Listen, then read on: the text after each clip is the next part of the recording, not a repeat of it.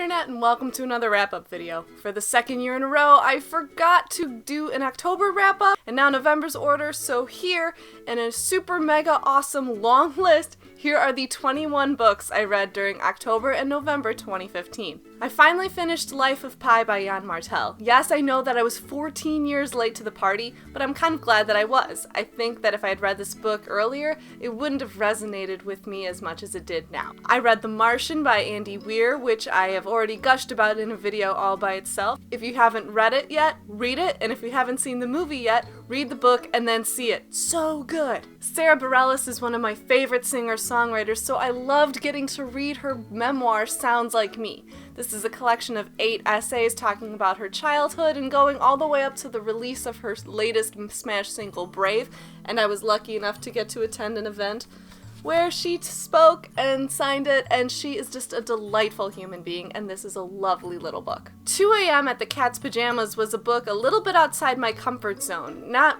particular to my taste, but I really enjoyed the structure of it, following a variety of characters around Philadelphia whose lives are intertwined, and they all somehow end up at the Cat's Pajamas at 2 a.m. Judge This by Chip Kidd was a great book about design and how we are thinking about design and how things look and feel and fit together all the time.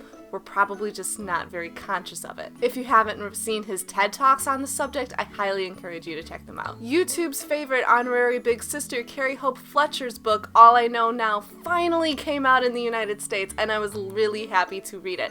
I think this will really resonate with, I would say, 14 to 15-year-old girls especially, but for anyone who survived their teenage years or is a little apprehensive about what might be coming, this is a great book to put in those people's hands. All My Friends Are Superheroes was a delightful book that I only ever heard of because Carrie Hope Fletcher said that it's her favorite book of all time.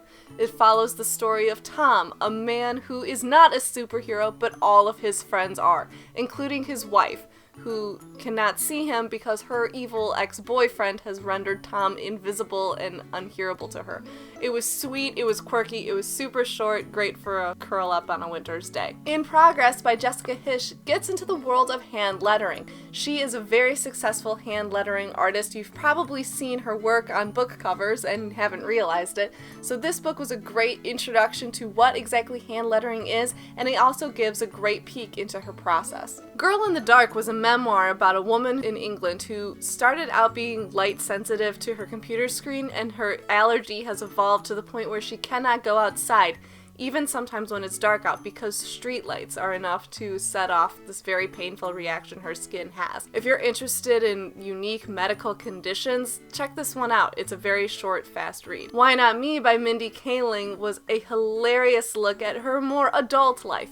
While her first book focused a lot on her childhood and coming of age, this one looks at her life now, how she's running and writing her own TV show, navigating the interesting waters of dating, and how they never seem to get any easier, and figuring out life with her family and the expectations that come along with, adulting.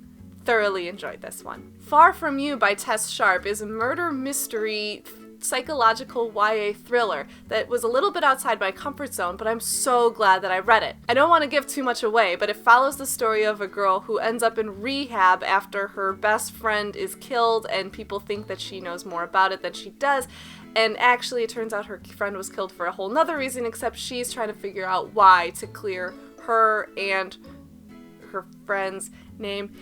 It totally, lots of twists and turns. If you like mysteries, look up at this book. So those were all the books I read that have already been available on bookshelves, but I was lucky enough to read some ARCs as well. Most recently, I read Fishbowl by Bradley Sommer. It had a great structure following all these different people who are in an apartment building during the time that it takes a goldfish to fall from the 27th floor down to the street level. It is quirky, and these characters are all facing their own things, and it just shows how an entire world can exist in one building on one city street. A Study in Charlotte was a modern look at the Sherlock Holmes tale, but instead of dealing with Sherlock and John, you're dealing with their great-great-grandchildren, Charlotte and Jamie.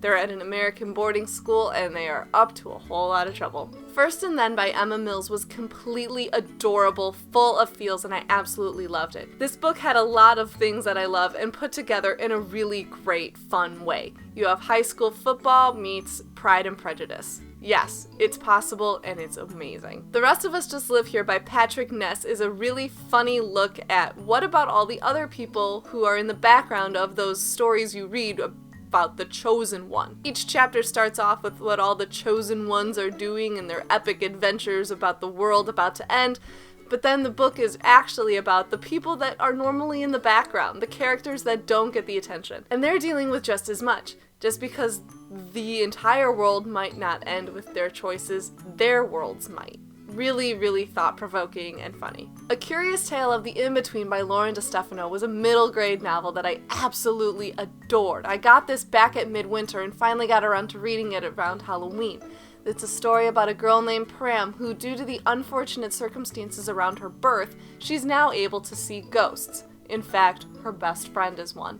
This book was dark and whimsical at the same time, and it shows how, with middle grade, there's such a growing population of books that are, reading level-wise, a bit more challenging, but maturity-wise are still incredibly appropriate for those readers who they want to push themselves more, but they need the content to be appropriate for their age. And another arc I read this month was Passenger by Alexandra Bracken.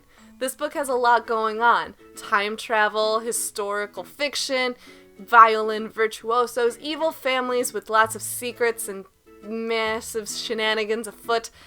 This almost had too much going on for me, but I know it's going to be a huge hit with teen readers. In terms of audiobooks, I got to read 3 this month. I read You're Never Weird on the Internet by Felicia Day, who, if you've ever seen the TV shows Eureka or Supernatural, or watched her web series, The Guild, yes, that Felicia Day. And if you thought she was quirky and cool on camera, just wait until you learn about her real life behind it. I also reread Cress and Scarlet in the Lunar Chronicles series because winter came out and it was amazing and wonderful and awesome and my favorite series of recent years had come to an end and I completely enjoyed it, and rereading the previous books by audio, definitely a good life choice.